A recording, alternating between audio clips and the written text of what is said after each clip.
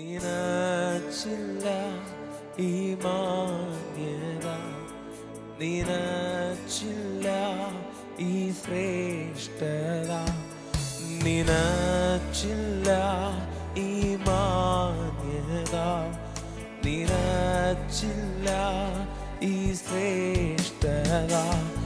ഔദാര്യമായി നൽകി നീ സർവ്വതും, എൻ ഭാവിക്കായി ശ്രേഷ്ഠമായ ദാനവും. Hallelujah, hallelujah, hallelujah, hallelujah,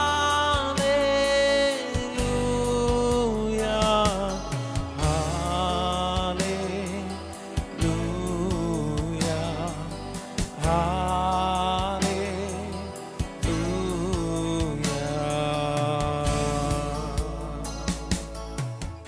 voice of ലവിൽ ഇന്ന് കർത്താവ് നമുക്ക് തരുന്ന വചനം ഉൽപ്പത്തി 18:15. ഒന്ന് ശ്രദ്ധിച്ചാട്ടെ. സാറ ഭയപ്പെട്ടു, ഇല്ല, ഞാൻ ചിരിച്ചില്ല എന്ന് പറഞ്ഞു. അങ്ങനെയല്ല, നീ ചിരിച്ചു എന്ന് അവൻ അരുളി ചെയ്തു. ആമേൻ. ദൈവം അസാധാരണ കാര്യങ്ങൾ സാറയോട് സംസാരിച്ചപ്പോൾ സാറ ഉള്ളം കൊണ്ട് ചിരിച്ചു. അതിൻ്റെ തൊട്ടുമുകളിലും നമ്മൾ ഈ കാര്യം പങ്കുവച്ചിട്ടുണ്ട്.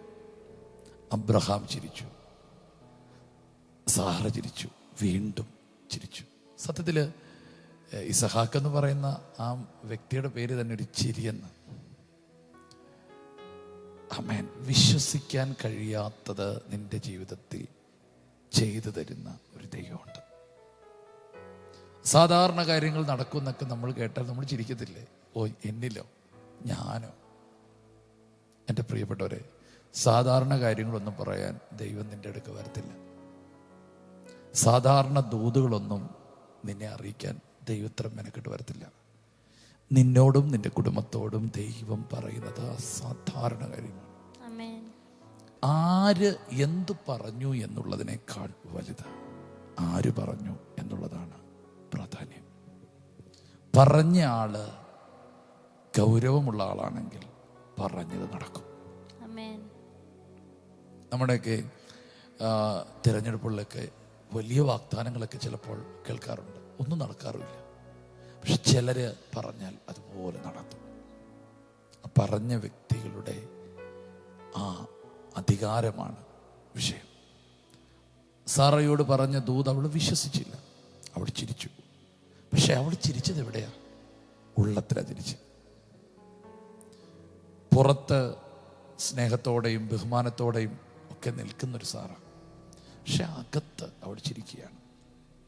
പ്രിയപ്പെട്ടവരെ, ദൈവം എപ്പോഴും നോക്കുന്നത് നിങ്ങളുടെ അകമാണ് കേട്ടോ. പുറത്ത് നമ്മൾ കാണിക്കുന്ന ഭവ്യതയും അഭിനയവും ഒന്നുമല്ല ദൈവം നോക്കുന്നത്. ഉൾഭൂവുകളെ ശോധന ചെയ്യുന്നൊരു ദൈവമുണ്ട്, ഹൃദയങ്ങളെ അറിയുന്നൊരു ദൈവമുണ്ട്. ഉള്ളത്തിൽ നിങ്ങൾക്കൊരു വിശ്വാസവും ദൈവത്തോടെ സ്നേഹം ഉണ്ടാകട്ടെ. സാറ പറയണം, ഞാൻ ചിരിച്ചില്ല. ദൈവം പറഞ്ഞു, ഇല്ല, നീ ചിരിച്ചു. ആമേൻ. അതുകൊണ്ട് ഇതിനകത്തൂടെ പുറത്ത് നിങ്ങളെ ആരും കാണുന്നില്ലെങ്കിലും നിങ്ങളുടെ അക്കം അറിയുന്നൊരു ദൈവമുണ്ട് കേട്ടോ. അകത്ത വേദന അവന് മനസ്സിലാകുന്നുണ്ട് കേട്ടോ. പുറത്ത് ചിരിക്കുന്നുണ്ടായിരിക്കാം, പക്ഷെ അകത്ത് നീ കരയുന്ന വ്യക്തിയായിരിക്കാം. പുറത്ത് സന്തോഷിക്കുന്നുണ്ടായിരിക്കാം, നീ അകത്ത് ആകുലപ്പെടുന്ന വ്യക്തിയായിരിക്കാം. പുറത്ത് നീ പാടുന്നുണ്ടായിരിക്കാം, ഉള്ളം നീറുന്ന വ്യക്തിയായിരിക്കാം. പക്ഷെ ആ അക്കം അറിയുന്ന ദൈവമുണ്ട്. അതുകൊണ്ട് ഉള്ളത്തിനകത്ത് എപ്പോഴൊരു പ്രാർത്ഥന ഉയരണം, ഹൃദയം കൊണ്ട് പ്രാർത്ഥിക്കുക. ഹന്ന ദൈവസന്നിധി പോയി പ്രാർത്ഥിക്കുന്നുണ്ടോ? വാ ചലിക്കുന്നേ ഉള്ളൂ, പക്ഷെ അവൾ ഹൃദയം കൊണ്ടാണ് പ്രാർത്ഥിക്കുന്നത്. ആമേൻ. ഞാൻ മനോവസനമുള്ള ഒരു സ്ത്രീയാണ്, ഞാൻ ഹൃദയം കൊണ്ട് പ്രാർത്ഥിക്കുക. പ്രിയപ്പെട്ടവരെ, നിങ്ങളുടെ ഉള്ളം കൊണ്ട് ദൈവത്തോട് അടുക്കുക. പുറത്ത് പല കാര്യങ്ങളും പറയാൻ പറ്റത്തില്ലായിരിക്കാം. സാരമില്ല. ഉള്ളമറിയുന്നൊരു ദൈവമുണ്ട്.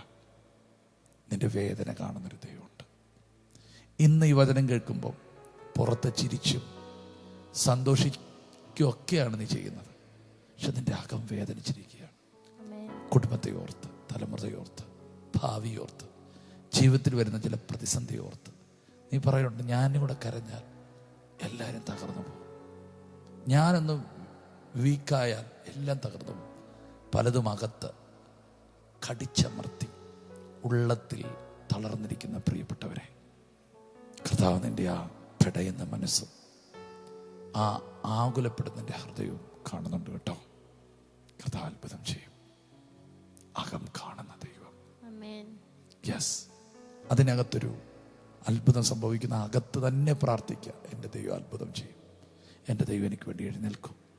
ഉള്ളം കൊണ്ട് പ്രാർത്ഥിക്കാനും ഉള്ളം കൊണ്ട് സ്തുതിക്കാനും ഉള്ളം കൊണ്ട് ദൈവത്തെ മഹത്വപ്പെടുത്താനും ദൈവം നമ്മളെ സഹായിക്കട്ടെ.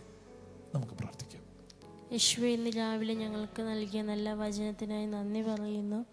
പരിശുദ്ധാത്മാവെ, ഉള്ളം കൊണ്ട് യേശുവിനെ സ്നേഹിപ്പാൻ, വിശ്വസിപ്പാൻ കർത്താവെ അങ്ങ് ഞങ്ങളെ സഹായിക്കണമേ. ഈ വചനം കേൾക്കുന്ന ഈ വ്യക്തിയെ ഞങ്ങൾ അനുഗ്രഹിക്കുന്നു കർത്താവെ.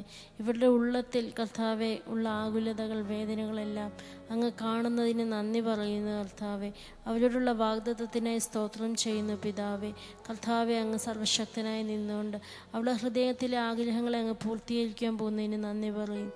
യേശുവിൻ്റെ നാമത്തിൽ ഇവരെ അനുഗ്രഹിക്കുന്നു. യേശുവിൻ്റെ നാമത്തിൽ തന്നെ ആമേൻ. കർത്താവെ, ഞങ്ങൾ ഒരുമിച്ച് ഈ വചനത്തിന് മുമ്പിൽ പ്രിയ കുടുംബത്തിന് വേണ്ടി പ്രാർത്ഥിക്കുന്നു.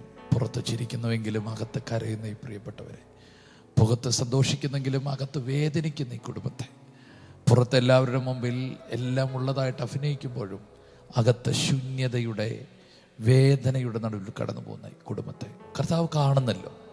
അവരുടെ അകം നിറഞ്ഞു തുളുമ്പട്ടെ. അവരുടെ അകത്ത് നിന്ന് ഇനി ദുഃഖമല്ല, വേദനയല്ല, ഉള്ളത്തിൽ നിന്ന് വിശ്വസിക്കുന്നവർക്ക് വേണ്ടി വ്യാപരിക്കുന്ന ദൈവശക്തിയുടെ അളവറ്റ വലിപ്പവും ജീവന്റെ നദികളും അവരുടെ ഉള്ളിൽ നിന്ന് പുറത്തോട്ട് ഒഴുകട്ടെ. യേശുവിൻ്റെ നാമത്തിൽ ഇന്ന് ദുഃഖിക്കുന്ന പല ഹൃദയങ്ങളും നാളെ അനേക ജീവജലത്തിൻ്റെ നദികളായി ഒഴുകപ്പെടാൻ പോകുന്നതിനെ സ്തോത്രം ചെയ്യുന്നു. ജനത്തെ അനുഗ്രഹിക്കുന്നു. ജനത്തെ ഞങ്ങൾ ഉയർത്തുന്നു. ഇവർ എല്ലായിടത്തും അനുഗ്രഹിക്കപ്പെട്ടിരിക്കട്ടെ യേശുവിൻ്റെ നാമത്തിൽ. ആമേൻ. ഇന്നത്തെ ദിവസം നിങ്ങൾക്ക് ഏറ്റവും അനുഗ്രഹവും സമൃദ്ധിയുമുള്ളതായി തീരട്ടെ. നിങ്ങളുടെ ഉള്ളത്തെ അറിയുന്ന കർത്താവ് നിങ്ങൾക്കായി അത്ഭുതങ്ങൾ ചെയ്യട്ടെ. നമുക്ക് സന്തോഷത്തോടെ ഇന്നത്തെ ദിവസത്തെ ചിലവഴിക്കാം. God bless you. Shalom. എല്ലാ ദിവസവും രാവിലെ ഇന്ത്യൻ ടൈം 6 മണിക്ക് വോയിസ് ഓഫ് ലവ് എന്ന ഷോർട്ട് ഡിവോഷൻ ലഭ്യമാണ്. അതുപോലെ ചൊവ്വ, വ്യാഴം, ഞായർ ദിവസങ്ങളിൽ രാത്രി ഇന്ത്യൻ ടൈം 9:30 ലൈവ് മെസ്സേജ് ലഭ്യമാണ്. ഈ സന്ദേശങ്ങൾ ലഭ്യമാകുവാൻ പാസ്റ്റർ രാജേഷ് ഏലപ്പാറ യൂട്യൂബ് ചാനലും ഗാനങ്ങൾ ലഭ്യമാകുവാൻ രാജേഷ് ഏലപ്പാറ യൂട്യൂബ് ചാനലും സബ്സ്ക്രൈബ് ചെയ്യുക. മറ്റുള്ളവരിലേക്ക് ഷെയർ ചെയ്യുകയും ചെയ്യുക. ഈ ശുശ്രൂഷ നിങ്ങൾക്ക് ഏറ്റവും അനുഗ്രഹമായി വരുന്നുവെന്ന് ഞങ്ങൾ അറിയുന്നു. നിങ്ങൾ ഞങ്ങൾക്ക് പ്രാർത്ഥനയിലും എല്ലാ സഹകരണത്തിലും ഞങ്ങളോട് ഈ മീഡിയ മിനിസ്ട്രിയുടെ കൂടെ നിന്നു. ഞങ്ങൾക്ക് ഈ മീഡിയ മിനിസ്ട്രി മുമ്പോട്ട് കൊണ്ടുപോകാൻ ചില എക്യുപ്മെൻറ്റ്സുകൾ ആവശ്യമായി വന്നിരിക്കുന്നു. തുടർന്നും നിങ്ങളുടെ പ്രാർത്ഥനയും സഹകരണവും ഞങ്ങൾ ആവശ്യപ്പെടുന്നു.